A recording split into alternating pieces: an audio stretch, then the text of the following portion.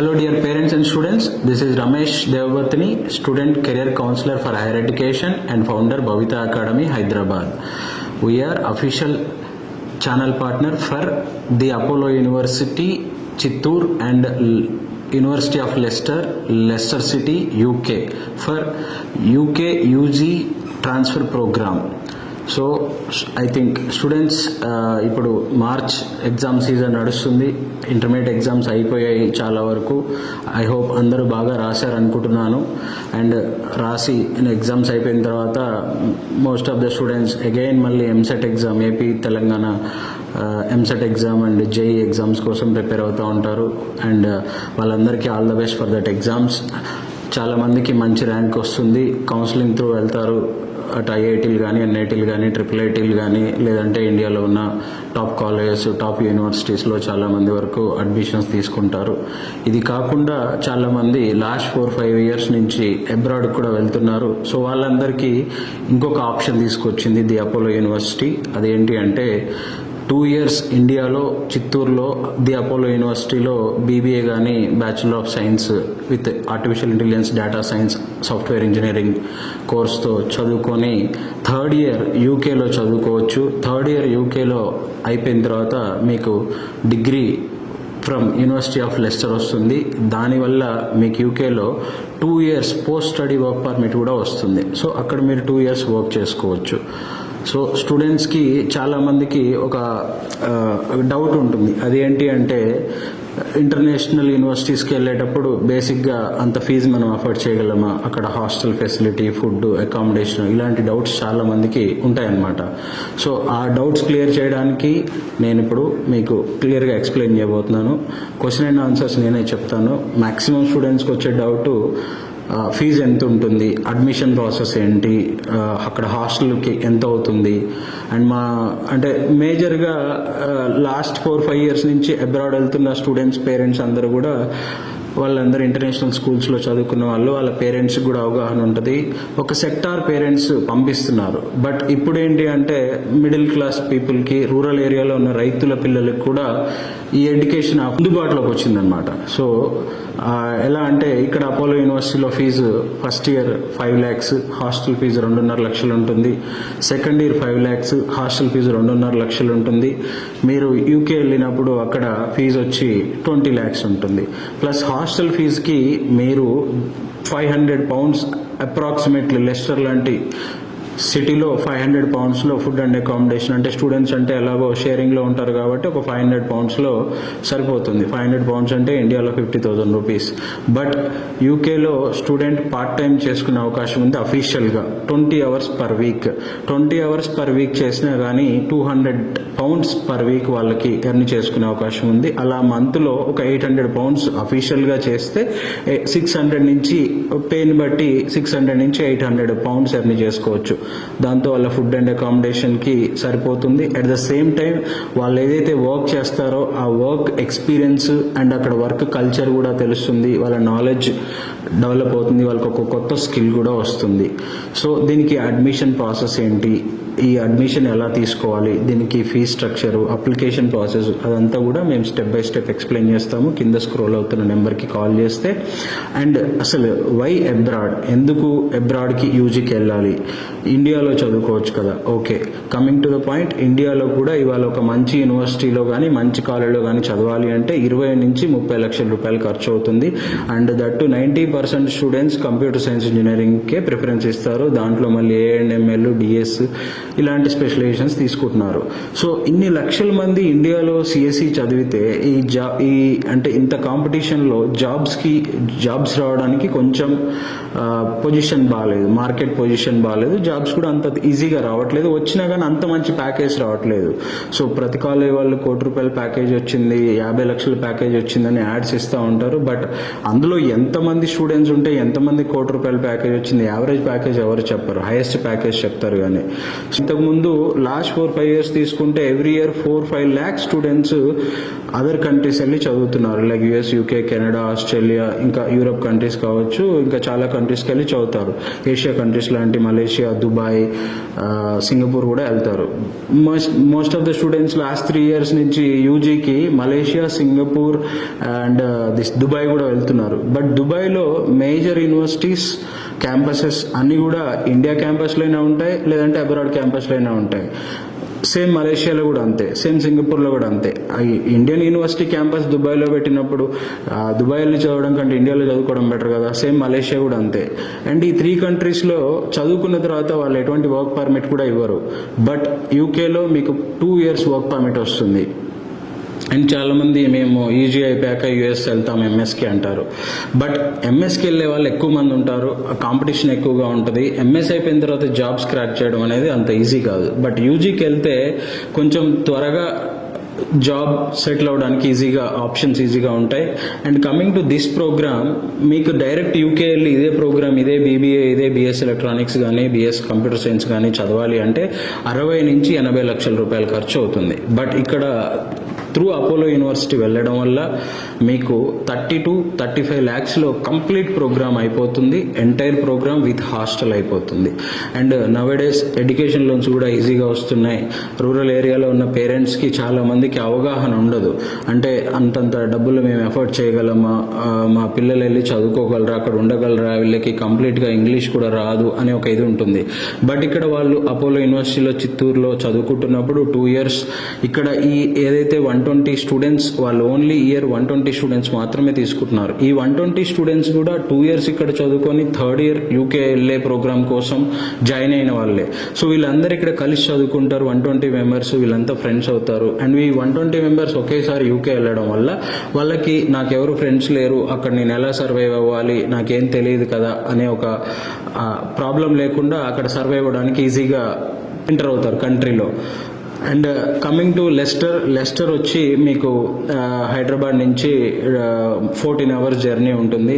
అదే ముంబై లాంటి, ఢిల్లీ లాంటి ప్లేసెస్ నుంచి అయితే 10 hours డైరెక్ట్ ఫ్లైట్స్ కూడా ఉన్నాయి. Near airport Birmingham. లండన్ నుంచి ఒక 2 hours డ్రైవ్ ఉంటుంది. ఆ ట్రైన్లో కూడా 2 hours వెళ్ళిపోవచ్చు. అక్కడ part time jobs and Indians కూడా బాగానే ఉంటారు. పార్ట్ టైం జాబ్స్ కూడా బాగానే దొరుకుతాయి. అండ్ పార్ట్ టైం జాబ్స్ ఇప్పుడు చాలా మంది వింటున్న మాట ఏంటంటే, చాలా మంది దగ్గర వింటున్న విషయం ఏంటంటే పార్ట్ టైం జాబ్స్ లేవు, అబ్రాడ్లో పరిస్థితి బాగాలేదు అన్నారు. ఏ కంట్రీలో బాగాలేదండి పరిస్థితి, అన్ని కంట్రీలో అలాగే ఉంది. ఏ కంట్రీలో కూడా రెడ్ కార్పెట్ వేసి రండి అండ్ వైట్ కాలర్ జాబ్ ఇస్తామని చెప్పి ఎవరిని కూర్చోబెట్టరు. బేసిక్గా ఇనిషియల్ స్టేజ్లో ఎవరు వెళ్ళినా సరే కొంచెం స్ట్రగ్లింగ్ ఉంటుంది. ఆ స్ట్రగ్లింగ్ పీరియడ్ క్రాస్ చేసి ఎవరైతే సర్వైవ్ అవుతారో వాళ్ళే సక్సెస్ అవుతారు. సో మనం కొంచెం స్కిల్స్ పెంచుకోవాలి, కమ్యూనికేషన్ స్కిల్స్ పెంచుకోవాలి, నాలెడ్జ్ స్కిల్స్ అవసరం ఉంటాయి. అక్కడ కావాల్సిన ఏదైతే మనం జాబ్లో పార్ట్ టైం జాబ్లో జాయిన్ అవుతామో అవి కొంచెం నేర్చుకొని దాంట్లో మంచిగా జాబ్ చేస్తే మంచి ఇన్కమే వస్తుంది. స్టూడెంట్స్ టైంలో కూడా పార్ట్ టైంలో అంటే వాళ్ళు సర్వైవ్ అవ్వడానికి మేజర్గా వాళ్ళు ఫోకస్ చేయాల్సింది ఎడ్యుకేషన్ మీద అండ్ గ్రాడ్యుయేషన్ డిగ్రీ మీద. ఆ డిగ్రీ మంచి పర్సంటేజ్తో పాస్ అయితే ప్లేస్మెంట్స్ కూడా మంచిగా వచ్చే అవకాశం ఉంటుంది.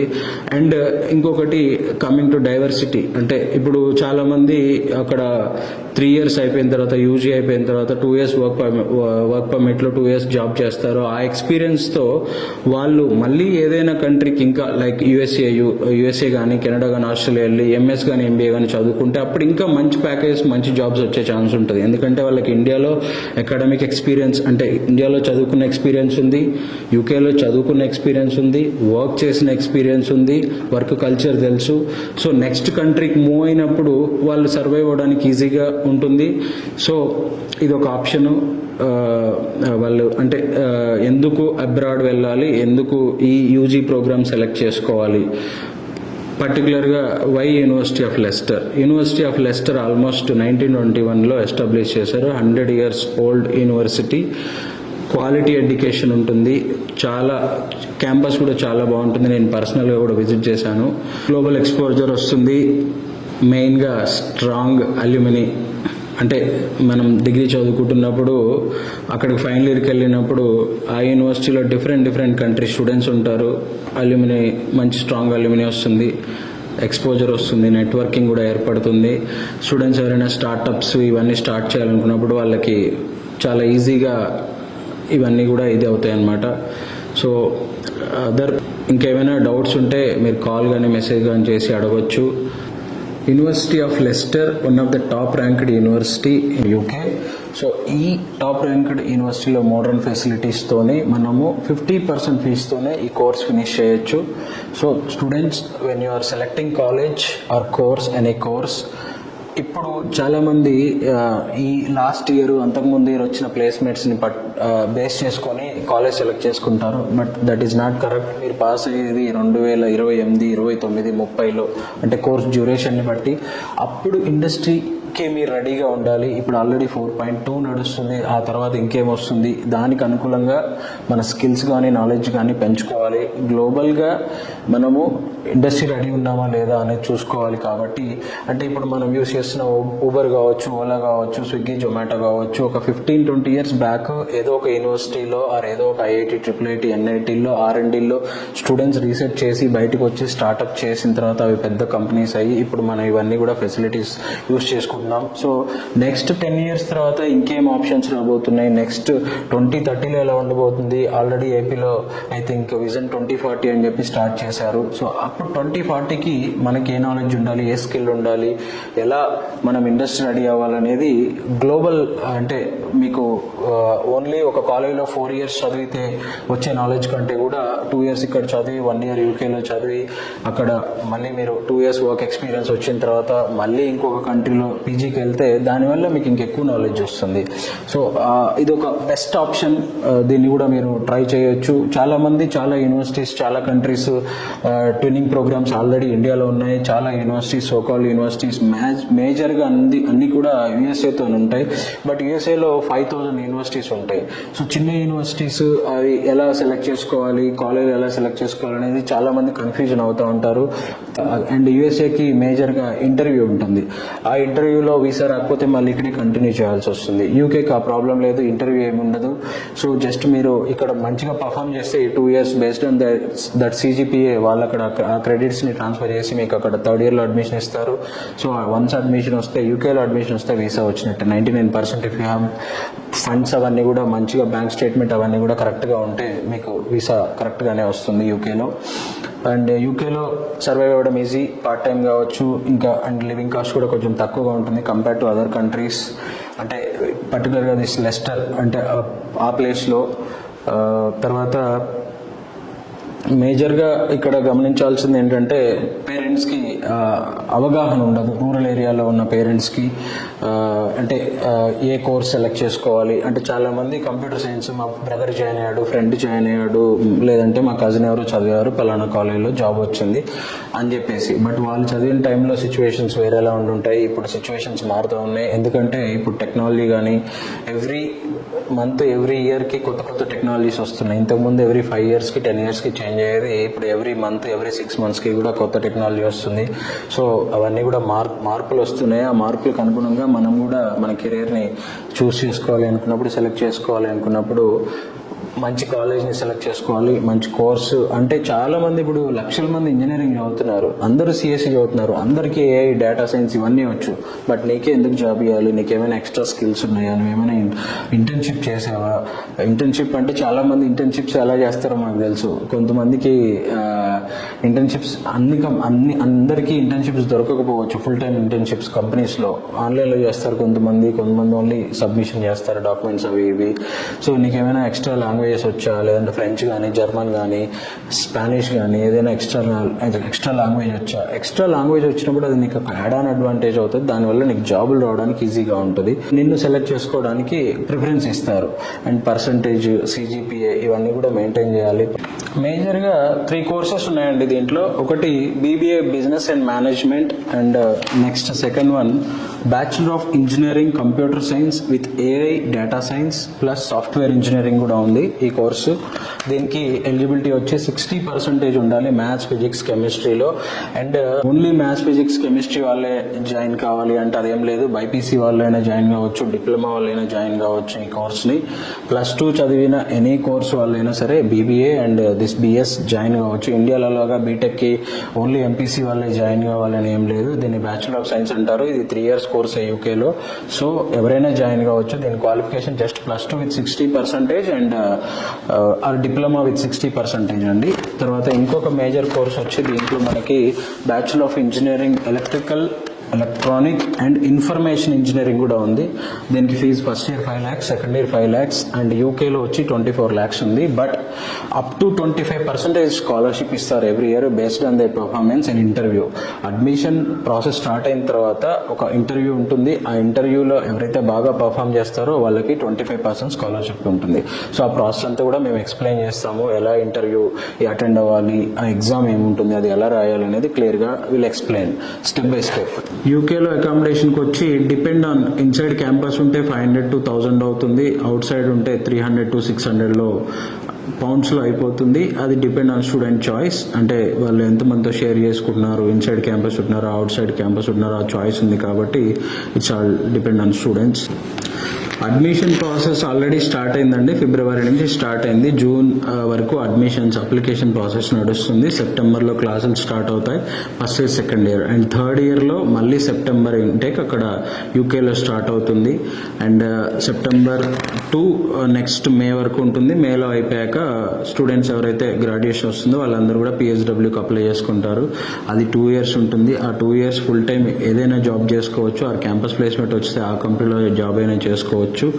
లేదు ఇంకా మేము ఫర్దర్గా అబ్రాడ్ వేరే ఏదైనా కంట్రీకి వెళ్తాం పీజీ చదువుకోవడానికంటే పీజీ అని చదువుకోవడానికి వెళ్ళవచ్చు. లేదు ఇండియా వచ్చి మేము స్టార్ట్అప్ పెట్టుకుంటామంటే స్టార్ట్అప్ పెట్టుకోవచ్చు. It's all depend on student choice. So coming to Apollo university. Apollo university it's a very big group. Apollo hospitals group 40 years legacy వాళ్ళకు ఉంది హాస్పిటల్ ఇండస్ట్రీలో. అండ్ యూనివర్సిటీ ఎస్టాబ్లిష్ అయ్యింది 2021లో. ఇది చిత్తూరు టౌన్లో ఉంది. దీనికి నియర్ ఎయిర్పోర్ట్ వచ్చి రేణిగుంట ఎయిర్పోర్ట్ ఉంది. అండ్ చెన్నై ఎయిర్పోర్ట్ కూడా నియర్గానే ఉంటుంది. బెంగళూరు ఎయిర్పోర్ట్ కూడా నియర్గా ఉంటుంది. అండ్ డైరెక్ట్ హైదరాబాద్ నుంచి కానీ విజయవాడ నుంచి కానీ ఏపీ తెలంగాణ ప్రతి ప్లేస్ నుంచి, ఎందుకంటే తిరుమల వెరీ ఫేమస్, తిరుపతికి ప్రతి ఆల్మోస్ట్ ఇండియాలో ప్రతి పార్ట్ నుంచి ట్రైన్ ఫెసిలిటీ కానీ ఫ్లైట్ ఫెసిలిటీ కానీ అవైలబిలిటీ ఉంటుంది.